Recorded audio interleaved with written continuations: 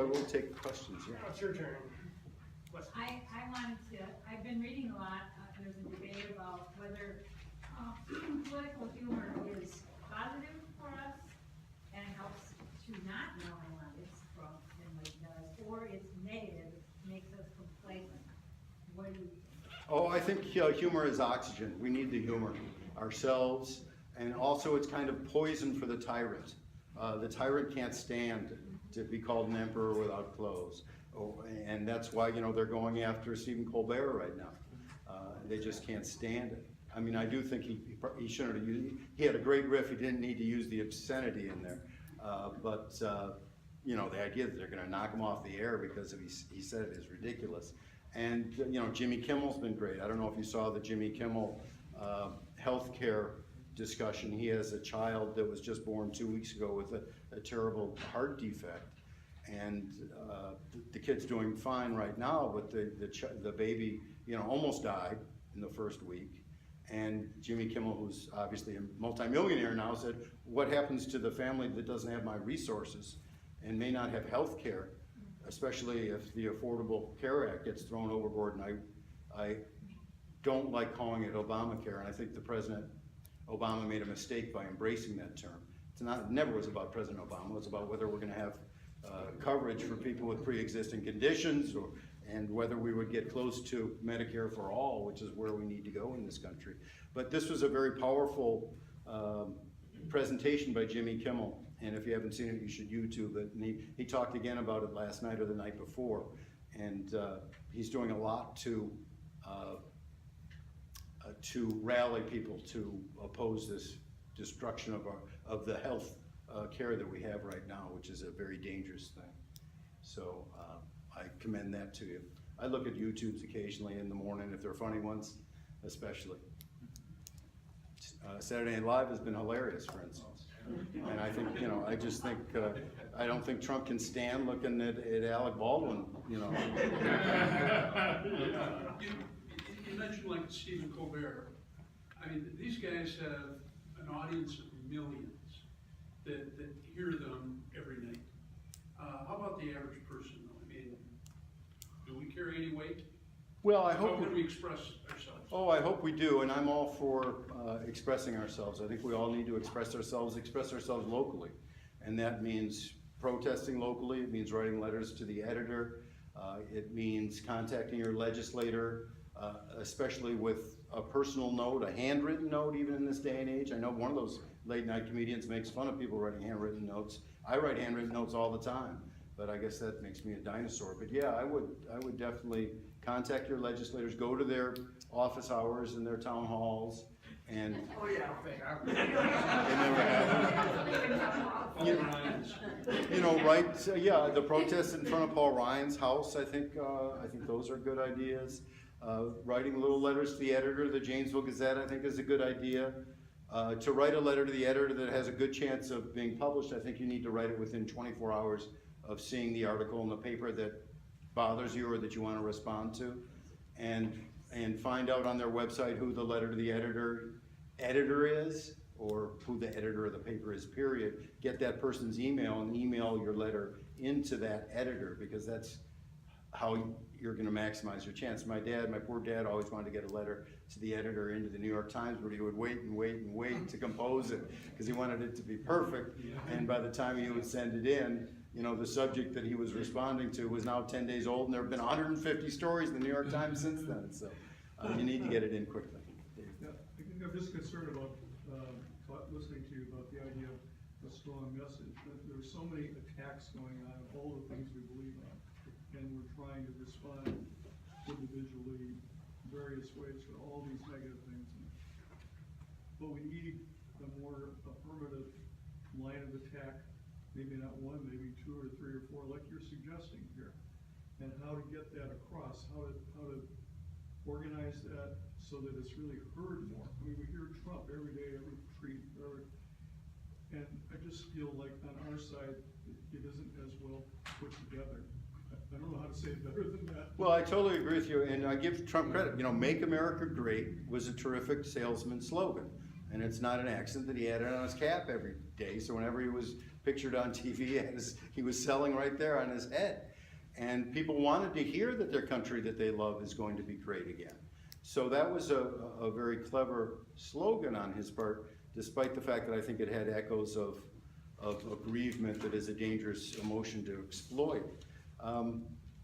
By contrast, Hillary Clinton had, number one, Stronger Together, which is pretty vacuous, and I'm With Her, which is disastrous, because it told people nothing about what she was going to do for them, whereas Trump's going to make this country you love better, and he promised to bring jobs back that are never going to come back, and she said, you know, I'm with her and Stronger Together, so that just was not good selling. So what should our slogans be? I mean, there is work being done on trying to get a message together, I think within the Democratic Party, though that's not where I plow my field.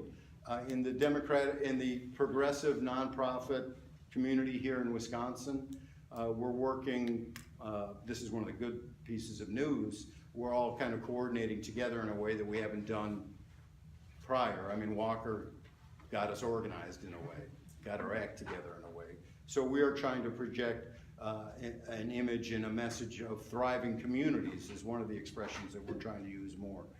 This idea that there is a community that we want to uphold as opposed to just individual atoms out there in the wilderness. So if we can have thriving communities and strong public schools as the center of those thriving communities, and good water that we can drink, and water supply that we can rely on rather than having the factory farm suck it up and drain our trout streams in our lakes, I think those are issues. Public schools and water are the big issues, and thriving communities is a phrase that can resonate.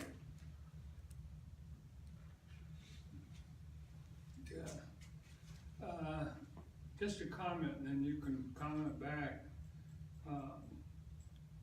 I'm very much afraid of the second of your fears too. There will be attacks. Yeah. And how Trump would respond. Yeah, and one of the things that makes me doubly afraid is you see instances of large numbers of people reacting very irrationally. In other words, we're vulnerable in that way, you know, and I think of the Syria cruise missile attack, you know, how everybody seemed to swing behind that so fast. And I'm just wondering, are there things specifically, I suppose, I mean, we can keep pushing science and we can keep pushing facts, things specifically that will work against that, you know, that tendency to just jump. Well, but the problem is if we just push facts, we're not going to win. We would have won if it was a contest on facts long ago, and we haven't been winning. And we haven't been winning, and this comes, Mike McCabe talks about this, George Lakoff, the linguist out in California, talks about this, that we're losing the conversation when it comes to values or what people really believe in strongly. And so I think we need to stress rights.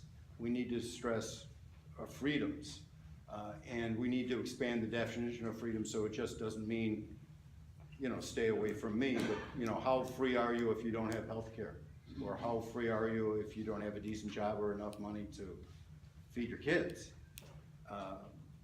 One of the problems with the health care bill that came through is it's going to deprive people my age, I'm 58, people between 58 and 65, the freedom to quit a job. I'm lucky I work at a job that I like. The freedom to quit a job that you hate and still get health care. So many people before the Affordable Care Act, including spouses of farmers, went to work in jobs that they hated just because they needed the health care. They needed the health insurance. And we're going to be stuck back in that. And that is a deprivation of freedom. So we need to be talking in that kind of a language, I think, and appealing to people at that level. And also just, you know, is this the America that, you know, I want, where, you know, we are condemning immigrants and sending immigrants back and breaking up families? Do we really believe in families if we're throwing a father who's been in this country for 25 years back to Mexico and leaving his kids without a dad? I mean, I think those are strong arguments to make on the level of values.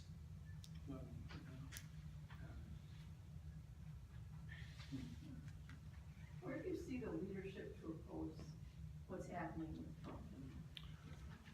Well, I mean, there's leadership in the Congress. Mark Pocan is a leader, a great leader, I think, in Wisconsin. Tammy Baldwin is a leader. Mark Pocan responds more, I think, to people keeps coming back to Wisconsin and talking about Wisconsin a little bit more than Tammy does, who I love. So I think he's a leader. You know, Chuck Schumer tries to be a leader. I think he's more of a camera lover. Microphone lover. And I don't think that he's the best representative of a alternative vision. Bernie certainly has a lot of respectability. I saw a poll that said he's the most respected person in Congress. So I think his voice really commands attention. There are others in Congress, but I also think there are people like Michael Moore and Stephen Colbert and people like that who, in the culture at large, are able to get messages across and act as leaders. And then there are leaders in Wisconsin, some in the legislature again. Chris Taylor is one, for instance, I think, who is stepping up on a whole range of issues. It is disappointing that there are not more people throwing their hat in the ring for governor. There needs to be a contest there. People need to have a choice of candidates, and the Republicans need to have a choice of candidates running against Tammy Baldwin as well. And I think that's going to be a bloodfest when it gets down to it. But I think in the nonprofit community, Andrea Kaminsky at the Wisconsin League of Women Voters is a tremendous leader in the nonprofit pro-democracy movement. Jay Heck at Common Cause, Mike McCabe at Blue Jean Nation, and Mike may be susceptible to a draft from what I'm reading and hearing for governor. That would be an interesting race and an interesting voice to have in the contest. You know, I think Dale Schultz is an important voice in Wisconsin, and Tim Cullen, but especially Dale because he comes from the Republican Party. He was, majority leader of the Republicans in the state Senate here. I just talked to Dale Schultz today. Wonderful man, a courageous man, actually the happiest man in Wisconsin. I say that because here is a person who stood up to the bullies and voted his conscience on a couple of very important bills, including Act 10 and the mining bill, and just said, I don't care about my title enough to do things against my conscience. And so Scott Fitzgerald, basically go, I don't care what you do. I am going to do what I think is best. And so he voted for what he believed in. He took the consequences. He got out of the state Senate. His world didn't come crashing to his halt. His ego didn't collapse because people didn't come up on him to the street and say, hi, Senator. He could live without the title and the perks and per diems, the tiny little per diems that are ridiculous that they give themselves raises over there in the Capitol, and he could live without all that, and then he, go back to Richland Center and be in his home with his wife who's a superintendent, and they have a nice little farm too, and he works at Ale Asylum where his brother owns the brewery in Madison, or partially owns a brewery in Madison, and he's happy. I mean, that's my message to the Rob Coles of the world. Rob Coles is a very decent Republican Wisconsin senator from Green Bay, and Scott Fitzgerald tries to bully him all the time, and I just want Rob Coles one morning to wake up and say, this is my last term in the Senate. Fitzgerald, bye-bye. I'm going to do what I want. And we need more people like that. And I think Rob Coles is going to wake up and do that someday soon. He has done it on a couple issues. He was the only Republican state senator to vote against the horrible campaign finance destruction bill that passed in November 2015 that doubled the amount of money that people could give to political candidates, that legalized and reaffirmed the horrible decision by the Wisconsin Supreme Court that said coordination is legal between candidates and outside groups, and also said you can give unlimited amounts of money to political parties. There used to be a $10,000 aggregate limit that anyone could give in a campaign. If you wanted to give $10,000 to the Democratic Party, you couldn't give 1 cent to Jim Doyle if he was running for governor. Now the sky's the limit. You know, Diane Hendricks gave $1 million to the Republican Party in Wisconsin. I have a question that's more of a philosophical one, I guess. I want to know what your thinking is. Well, you're here to talk about Trump and fascism, and that's been one of my great concerns since the beginning, is that he's a kind of a proto-fascist, and that even if, you know, he's not somebody, you know, like Hitler, that comes to the government with decades of particular resentments that he wants to right. He doesn't have a whole program, but he has all these tendencies, and it's about him, and it's about what he and his pals want. And that goes far beyond what, you know, any Republican administration has tried before, and they make all these signals all the time about what they're doing. And, you know, change the laws, get rid of this guy. I mean, there's even things just like the way he's starving the State Department of appointments. So it's being run by Tillerson and 3 people, and then he's got 2 other guys operating as Secretary of State, like Jared, you know. This is so far outside our mainstream norms that I feel he's able to do great damage to our polity in that sense. You know, even if Congress doesn't change laws. Then you have this question, on the other hand, of if we're focusing on Trump, if we're focusing on, you know, say getting rid of him, impeaching him, you know, over Russia or emoluments or any of these points, are we, and I know you don't speak for the party, the Democratic Party, but maybe the left generally, are we ignoring what we need to do in the party and on the left to, as you say with George Lakoff, you know, alter our values approach and our message? You know, are we reforming our thinking, our messaging, our, you know, facing the fact that we've lost so many state legislatures, so many people in Congress? So which of those do you fall down as a priority, and how do you balance those? Well, there are kind of 4 things all rolled into one there, so let me just take them one at a time. Jared, in the kind of family operation, that is again kind of like a mobster way of ruling. You know, I've got my son, my son-in-law, my daughter, my brother, my uncle. We're going to run the show. That's not typical, but in some ways, other than that, it is typical of some Republican administrations in the past. A question that's been rolling around in my mind since he got elected, or even when he was running, is this guy going to be like Ronald Reagan on meth?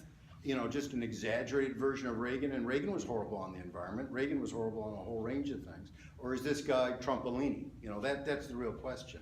And that's still kind of up in the air. You know, Reagan was no great shakes. Resentments. Trump may have resentments, though. Let's remember, he was prosecuted by the Justice Department in the 70s for not renting apartments to black people. And his father was a member of the John Birch Society, I think went to Klan rallies. So there may be some resentments down there that he hasn't articulated that are there. For the Democratic Party, I don't speak.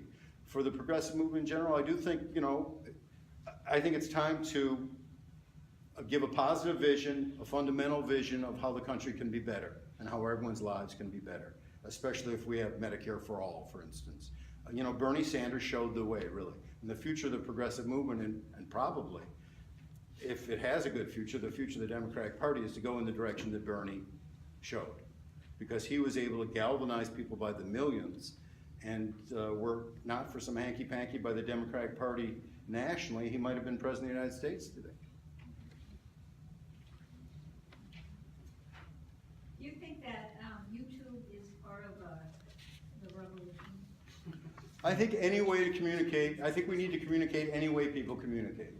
And so I think we need to communicate by YouTube, we need to communicate by Twitter, we need to communicate on Facebook, we need to communicate on Snapchat, which I don't use, but we need to avail ourselves of cable access TV. We did at the Progressive a show on cable access in Madison for a while, and it's just sitting there. There's room on the TV buttons when you scroll around to get voices out there. I was pleased to see that the old Progressive Radio people, the Devil's Advocates, who were on 92.1, have bought a station. Actually, just the guy Michael Crudy just dipped into his wallet and said, to hell with it, I'm gonna take the plunge here. Bought a station in Milwaukee, 1510 AM. I don't know if it comes through here in Janesville. I can get it almost on 94, just right before I get into Madison. I can still listen to it.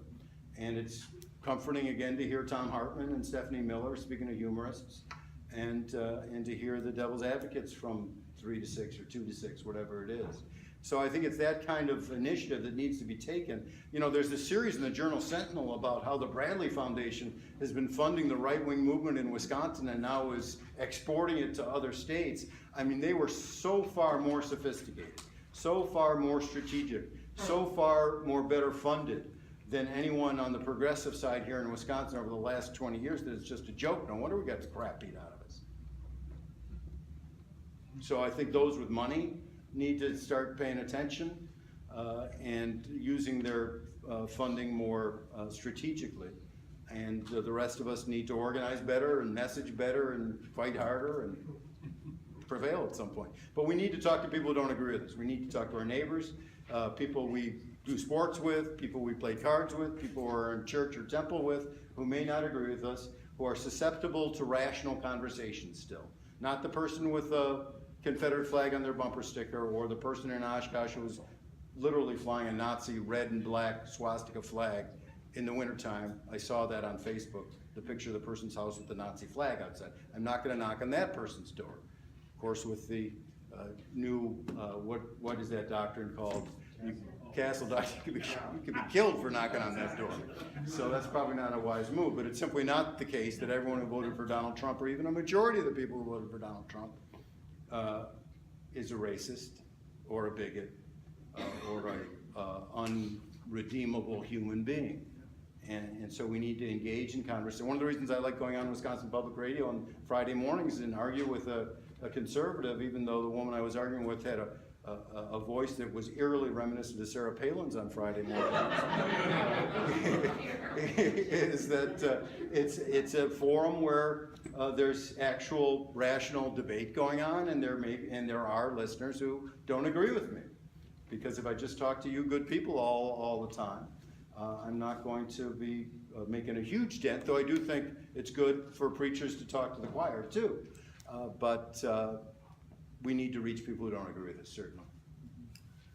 And that can be a slow thing. I mean, I remember talking to people before the Gulf War, the first Gulf War and the second one. Even though I got a pumpkin through my car, even on the near west side of Madison when I had Iraq War is War for Oil bumper sticker. You know, I told them, you know, this is going to cost us over $1 trillion, and we're going to lose people, and we're going to kill hundreds of thousands of people. And you know, when you tell them that and it comes true, maybe they'll listen a little more, maybe not totally agree next time, but I think that's how we change people. Either that, or I like to say a liberal is a conservative whose trout stream evaporated. Yeah.